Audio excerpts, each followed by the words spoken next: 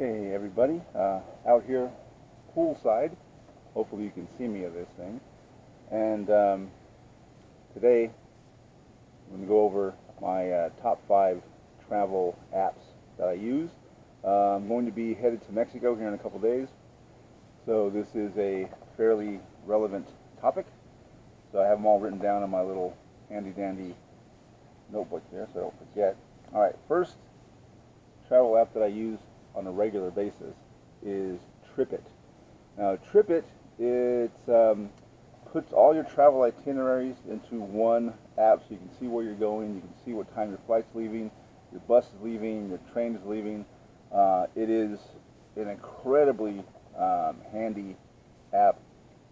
I use it all the time, and it automatically updates. So when you get your email confirmation, like from your airline or from the train or whatever, it will automatically pull that information from your email and populate it into the app. Now, it does seem a little odd, a little weird that this app is reading your emails, but I guess it's worth it because again, all your itineraries in one spot. My number one app. Number 2 is a currency exchange app called XE Currency. Now, you're never going to get the exact exchange rate when you exchange money. It's not possible, because the people that are exchanging your money need to make some money too. So you're never going to get the exact rate, but it's good to know what the exchange rate is. That way you know if you're getting ripped off or not, because there are a number of places, money changing stalls and stores and everything out there that will really give you bad rates, knowingly give you really horrible rates. And those are usually in the touristy areas. If you exchange money in an airport or a train station, you're usually going to get a pretty bad rate. But it's good to know exactly what the rate is before. God, it's hot. I am sweating like crazy. It's really humid out here. But anyway, you gotta know what the exchange rate is before you make that exchange. So that's number 2. Number 3 is this free Wi-Fi finder called Wi-Fi Map, and the app claims to have over 100 million Wi-Fi spots in their database.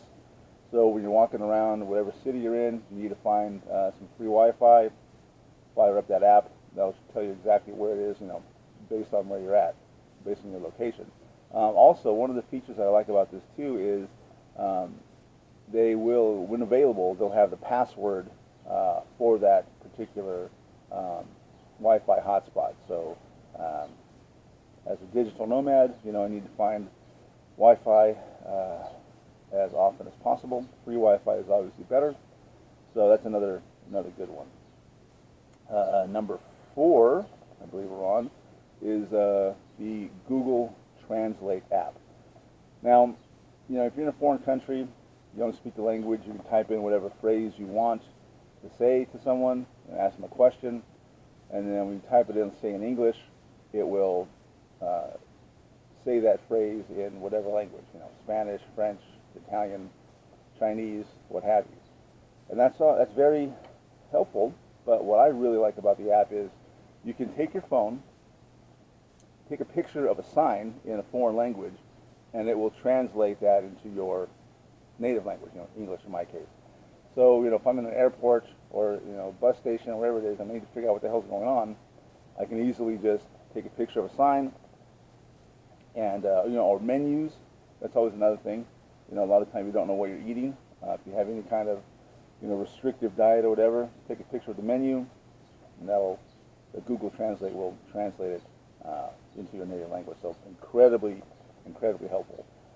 Finally, I use Hostel World a lot. It's a really good app if you need a bed to stay in for the night. Open it up, find a hostel near you. You can sort by price, which is what I always do. I always try to get the cheapest accommodation I can. And again, that's another good app to have, because no matter where you go, you're going to have a place to stay. So those are the 5 that I use the most. Honorable mention, I think Spotify comes in. It works in, I think, almost every country in the world. I think it works in a lot of them. Because Pandora does not work. I don't think it works. I don't think Pandora works outside of the United States. But Spotify definitely does. Play some music, relax.